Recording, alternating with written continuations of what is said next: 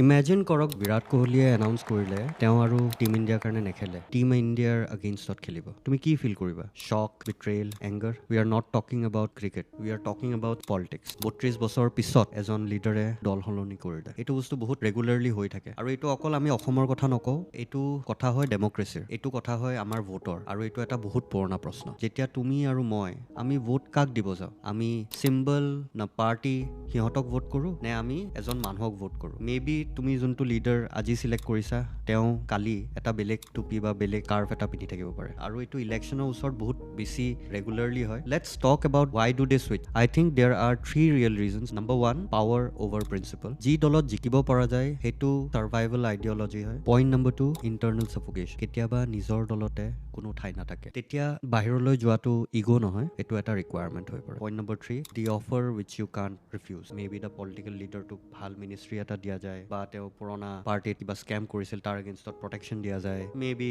মানি, influence as well, influence এটা বেলেগকৈ দিয়া যায়, চিটছ দিব পাৰে। So' there can be multiple reasons why offer দিয়া যাব পাৰে বেলেগ এটা পাৰ্টিৰ পৰা, যোনটো ইউ কেনট ৰিফিউজ। একচুৱেলি ক'ব গ'লে এওঁলোক ভিলেইন বুলি মই ক'ব নোখোজোঁ, বাট এটা বস্তু ক্লিয়াৰ হয়, তেওঁলোক হিৰোও নহয়, এওঁলোক just simply political animals and they are surviving. Coming back to part 3, why do you still vote for them? এটা ৰিজন এইটো হ'ব পাৰে আমি একো অল্টাৰনেটিভ দেখা নাপাওঁ, অল্টাৰনেটিভ লিডাৰ দেখা নাপাওঁ, অল্টাৰনেটিভ পাৰ্টি দেখা নাপাওঁ। ছেকেণ্ডলি, মে বি জাতি, ধৰ্ম, আঞ্চলিকতা এতিয়াও কাম কৰে, আৰু আমি সেইবোৰ চাই কেনে ভোট কৰোঁ। থাৰ্ডলি ৰিজনটো এইটো হ'ব পাৰে যে আমি পাৰ্টিক ভোট কৰোঁ আৰু মানুহক ভোট নকৰোঁ। আমি নাচাওঁৱেই যে কোনটো মানুহ থিয় হৈছে সেই পাৰ্টি। পইণ্ট ইজ, আমি ভোটাৰ হিচাপে আমি বহুত ক্ৰিটিকেল হ'ব লাগে। আজিৰ প্ৰজন্ম হয় where we survive on reels and shorts.